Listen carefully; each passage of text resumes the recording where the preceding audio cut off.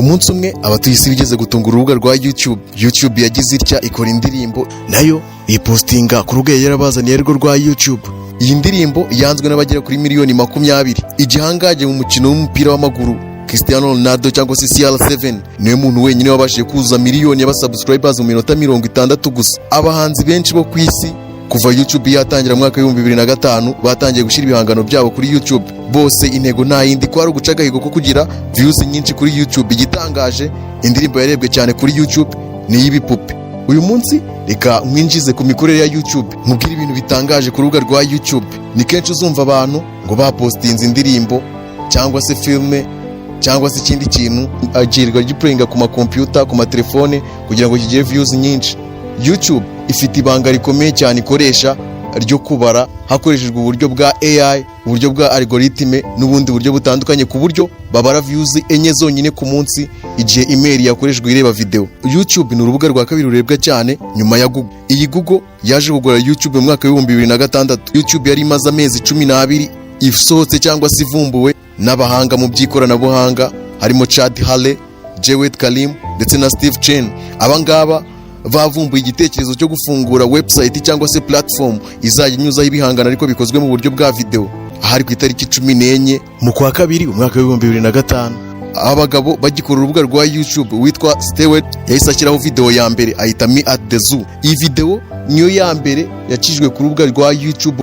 Nyuma yaho YouTube yaje kugurwa na Google yigira company yayo. YouTube iri mu buryo bwa subsidiary business, ni ukuvuga ko yo uninzwe na Google. Icyicaro cyayo gikuru kiba hitwa San Bruno muri California, aho ni muri Leta Zunze Ubumwe za Amerika. Mu mwaka wa 2024 yari ifite abayikoresha barenga miliyari 2. Ubwo ndavuga aba users, abantu bafunguye account kuri YouTube. Buri kwezi hashyirwagaho video zirenga miliyari ku isaha imwe yonyine. Mu mwaka wa 2009 mu kwa gatanu byavuzwe ko YouTube yabashije kwakira video zifite amasaha arenga 800 buri munota zabaga zimaze kugera kuri YouTube. Yari imaze imyaka 3 gusa ifunguwe. Mu mwaka wa 2014 izi video zifite amasaha 800 zavuye ku masaha 800 zigera kuri miliyari 14 za video. Bivuze ko buri munota uploadingwaga miliyari 14 za video ku rubuga rwa YouTube. Kugeza ubu ngubu YouTube ifatwa nk'urubuga rw'isi yose worldwide, usibye ibihugu gusa iba yaraborotse kubera amahame yayo cyangwa se ibihugu biba byarayiborotse kugira ngo bitayikoresha. Kuva mu mwaka wa 2006 kugeza ubu ngubu ibarirwa muri miliyari 31 z'amadolari yinjiza buri mwaka. Kugeza ubu ngubu bikoreshwa n'abarenga miliyari 2 na miliyoni 7. Nubwo abagabo bazanye igitekerezo cyo gukora YouTube tariki 14 z'ukwa kabiri mu mwaka wa 2005, ariko video yabo ya mbere yabaye uploaded yagezeho ku itariki 23 z'ukwa kane mu mwaka wa 2005. Kuva icyo gihe bashyizeho uburyo bwa content license kuri YouTube. Iyo ushyizeho igihangano gisa n'icyari kiriho bahita bakurega copyright. Ni uburyo bwashyizweho n'abagabo kugira ngo bahe agaciro umutungo mu by'ubwenge. Unyemerere nkubwire ibintu bidasanzwe bigaragara ku rubuga rwa YouTube.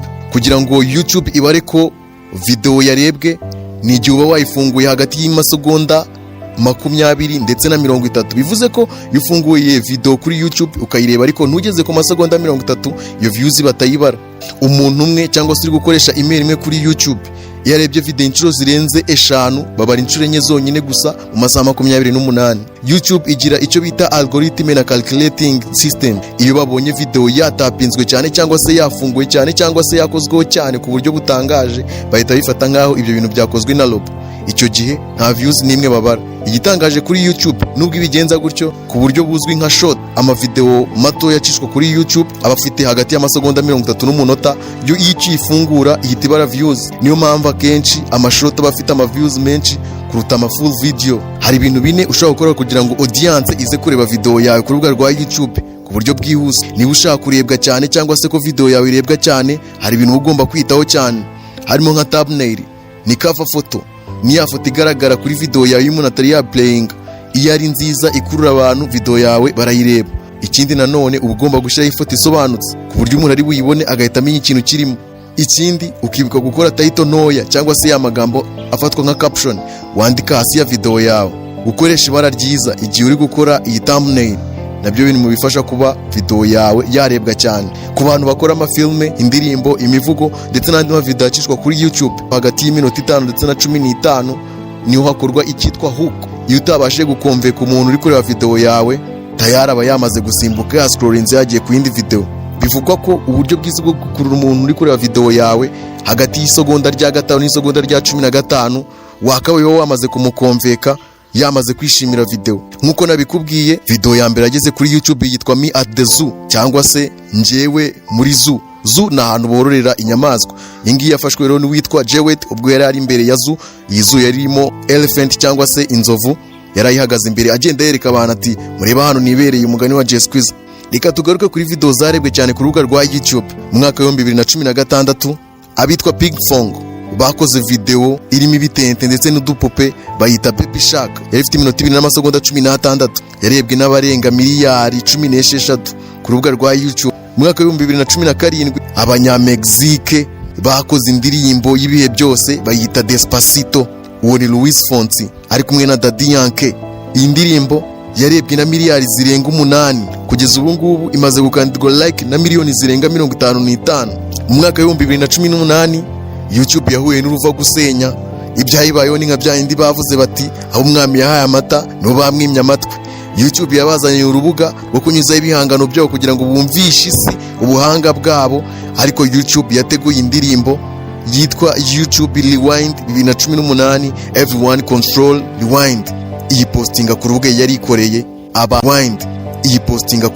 ikoreye abantu bajyaho bose bakanda unlike barayanga, bose bagaragaza ko batayikunze. Iyi ndirimbo yanzwe n'abarenga miliyoni 20. Kugeza ubu ngubu izi unlike ntago zigaragara kubera ko mu mwaka wa 2021 ubwo video yari imaze imyaka 3 gusa igiye hanze, imaze guca uduhigo twinshi no kwandika mu bitabo byinshi, abantu bagenda basebya YouTube yafashe umwanzuro wo guhisha izi unlikes. Kuri ubu ngubu nujya gusacinga indirimbo izi unlikes ntago uri buzibone kubera ko bazihisha. No kuzindi video zose niko bimeze. Kuri ubu ngubu iyo video yawe umuntu ayanze niwe wenyine ubibona nk'umu content creator uba washyizeho iyo video. Icyo bajije indirimbo ngo nuko ngo YouTube yitaye cyane ku bakinnyi ba filme, harimo ba Smith, ba Will Smith, babakinnyi ba filme ndetse n'abandi bakinnyi ba filme batandukanye bari bagezweho muri uwo mwaka, ariko bakirengagiza umu content creator nka The Beast kurikirwa cyane ku rubuga rwa YouTube. Pwedie nawe wakurikirwaga cyane, aho kugira ngo bakoreshe aba content creator ahubwo bakoresha abandi bantu bo muri cinema. Ibi byabaje abantu cyane bituma indirimbo bayanga. Witwa Beast yahise akora remix yayo, akora nawe YouTube Rewind, ariko avuga ko itameze nk'iya YouTube. Igitabo cyandika ibintu bidasanzwe cyitwa Guinness World Records cyashize iyi ndirimbo Everyone Control Rewind ya YouTube cyishyira mu ndirimbo zanzwe cyane kuva umuziki wabaho. Bitunguranye mu ntangiriro z'umwaka wa 2026 mu kwa mbere YouTube yafashe umwanzuro wo kugira iyi ndirimbo private. Kuri ubu ngubu ntagaragara ku rubuga rwa YouTube. Reka turebere hamwe indirimbo zarebwe cyane ku isi ku rubuga rwa YouTube. Indirimbo iza ku mwanya wa mbere yitwa Baby Shark Dance. Iyi ndirimbo imaze kurebwa na miliyari 16 ku rubuga rwa YouTube. Ku mwanya wa kabiri hari indirimbo Despacito ya Luis Fonsi ari kumwe na Daddy Yankee, imaze kurebwa na miliyari 8. Ku mwanya wa gatatu hariho umunyabigwi Charlie Puth na Wiz Khalifa mu ndirimbo yabo See You Again. Iyi ngiyi imaze kurebwa na miliyari 6 ku rubuga rwa YouTube. Ni indirimbo yagaragayemo amashusho y'umukinnyi Paul Walker ubwo yari amaze kwitaba Imana. Ibi ngibi byayihesheje kuza ku mwanya wa gatatu nk'indirimbo yakunzwe cyane ku rubuga rwa YouTube. Ku mwanya wa kane hari indirimbo y'umwongereza Ed Sheeran yitwa Shape of You. Iyi ngiyi imaze kurebwa na miliyari 6 zirenga ku rubuga rwa YouTube. Ku mwanya wa gatanu hari indirimbo Gangnam Style ya PSY, imaze kurebwa na miliyari 5 ku rubuga rwa YouTube. Ku mwanya wa gatandatu mu ndirimbo zarebwe cyane kuri YouTube hariho Uptown Funk. Iyi ngiyi ni umuhanzi bita Mark Robson ari kumwe na Bruno Mars, imaze kurebwa na miliyari 5. Ku mwanya wa karindwi hari indirimbo Alex F. Iyi ngiyi ni ya Crazy Frog, imaze kurebwa na miliyari 5 na miliyoni 21 ku rubuga rwa YouTube. Ku mwanya wa 8 hari indirimbo yakunzwe n'abatari bake hano ku isi cyane ko yifashishijwe mu mavideo menshi agiye atandukanye, cyane cyane ibyo bita reels, yitwa Dam Tukosito. Iyi ngiyi ni ya Eli Chambo, imaze kurebwa na miliyari 5 kuri YouTube. Yasohotse mu mwaka wa 2018 mu kwa kane tariki 5. Ku mwanya wa 9 hari indirimbo Shri Hanuman Kalisa. Iyi ndirimbo ni ya Halasan, imaze kurebwa na miliyari 4 ku rubuga rwa YouTube. Ku mwanya wa 10 ari nawo wa nyuma w'indirimbo zakunzwe 10 za mbere ku isi ku rubuga rwa YouTube, yitwa Sugar. niya Maroon 5 imaze kurebwa na miliyari enye na miliyoni 24 ku rubuga rwa YouTube. Reka turebe abantu bakoresha YouTube bafite abasubscribers benshi cyangwa se bakurikirwa n'abantu benshi ku isi. Ku mwanya wa mbere hari uwo bita Mr Beast. Mr Beast ni uyoboye aba content creator bose bo ku isi, aba users ba YouTube bo ku isi, kuko afite abasubscribers miliyoni 170. YouTube yayigiyeho mu mwaka wa 2012 tariki 20 z'ukwa kabiri. Kuri ubu ngubu amaze kurebwa na miliyari 113 ku rubuga rwa YouTube. Nyuma y'imyaka 14 arumazeho. Ku mwanya wa kabiri hariho kampani y'Abahinde bayita T-Series. Iyi ngiyi inyuza ibihangano, indirimbo ndetse na filime z'Abahinde. Iyi ngiyi ifite abasubscribers miliyoni 310 bagiye ku rubuga rwa YouTube mu mwaka wa 2006 mu kwa gatatu tariki 13.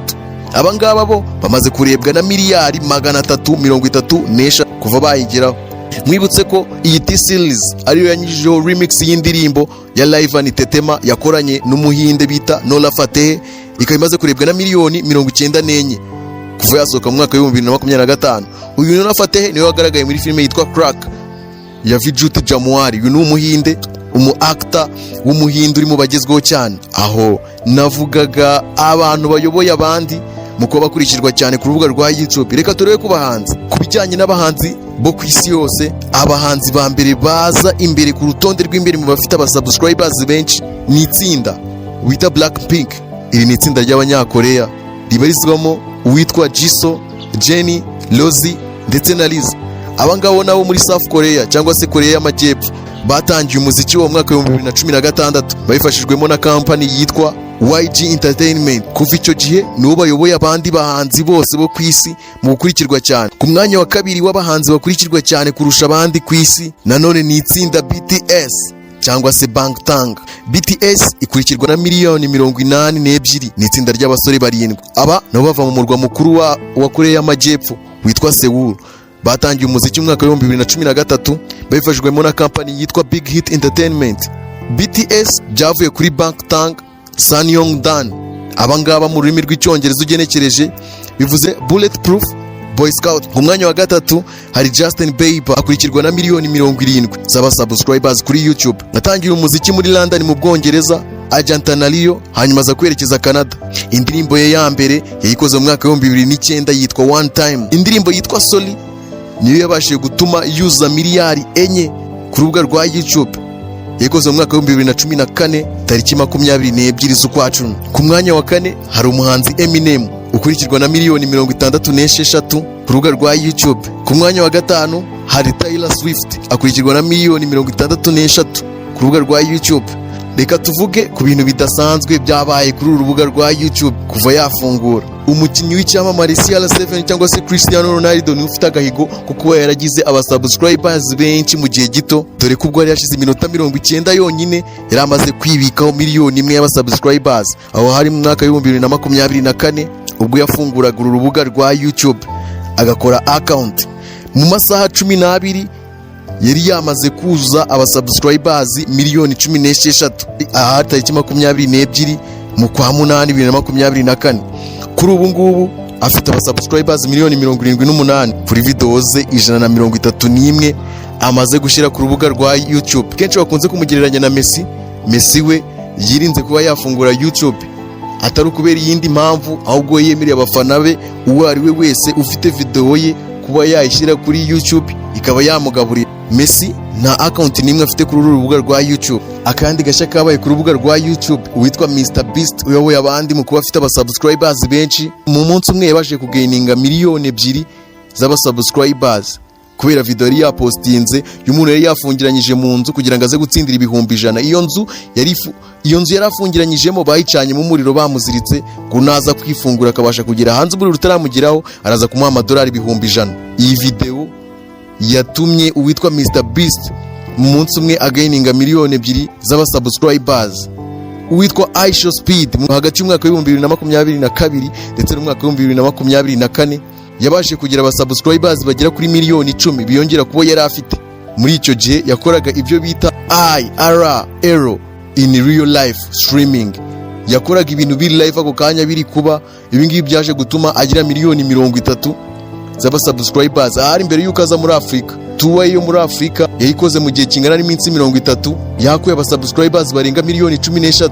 Katurebe ko YouTube ihagaze muri East Africa cyangwa se muri Afurika yose. Umuhanzi Diamond Platnumz cyangwa se Nasib Abdul Juma niwe muhanzi wenyine wo munsi w'ubutayu bwa Sahara wabashije kuza miliyari 3 z'abarebye video ze ku rubuga rwa YouTube, kubera ko ubu ngubu amaze kurebwa na miliyari 3 na miliyoni 411 n'ibihumbi 757 n'abantu 491 bamaze kureba video ze. Mu Rwanda uwitwa Meddy mu ndirimbo yitwa Slowly yabashije guca agahigo kuko umunyarwanda wa mbere warebwe n'abarenga miliyoni 100. Iyi ndirimbo yasohoye mu mwaka wa 2017 yarebwe na miliyoni 130. Kuri ubu ngubu afite abasubscribers miliyoni 1 n'ibihumbi 700 gusa baje kumuca uko uwitwa Israel Mbonyi amaze kuza miliyoni 2 z'abasubscribers. Kuri ubu ngubu Meddy yahagaritse umuziki amaze gushyira video 66 ku rubuga rwa YouTube. Yagiye ku rubuga rwa YouTube mu kwezi kwa gatanu tariki 17 mu mwaka wa 2013. Uwitwa Mbonyi afatwa nk'umuhanzi w'umunyarwanda ufite abasubscribers benshi kuri YouTube, akurikirwa na miliyoni 2 n'ibihumbi 200. Yagiye ku rubuga rwa YouTube mu kwa kabiri tariki 6 mu mwaka wa 2012. YouTube ye ayifungura nkaho yibereye muri Kenya. Indirimbo imaze kurebwa cyane yitwa Nina Siri cyangwa se Mfite Ibanga. Ni indirimbo yashize mu rurimi rw'igiswahili, imaze kurebwa na miliyoni 90. Yagiye hanze mu mwaka wa 2023 tariki 26 mu kwezi kwa gatandatu. Komeza kubana nanjye umenye byinshi bivugwa mu myidagaduro, amateka y'abahanzi, ibintu bidasanzwe, ubuzima bw'abahanzi. Nje ndi Elize Ishimwe.